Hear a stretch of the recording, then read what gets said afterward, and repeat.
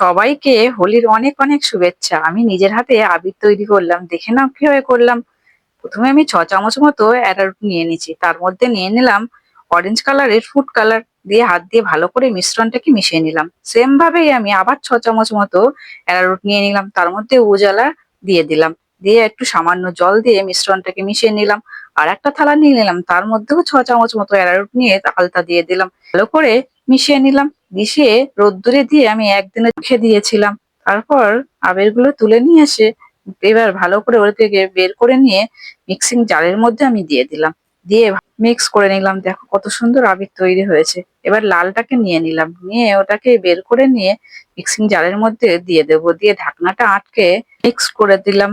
তৈরি হয়ে গেল লাল রং। এইভাবে কন্ডেন্সটাকে আমি নিয়ে নিলাম, নিয়ে ওটাকে বের করে নিয়ে আবার মিক্সিং জারের মধ্যে দিয়ে মিক্স করে নিলাম। এইভাবে সব আবিরগুলোকে আমি নিজের হাতেই রেডি করে নিলাম।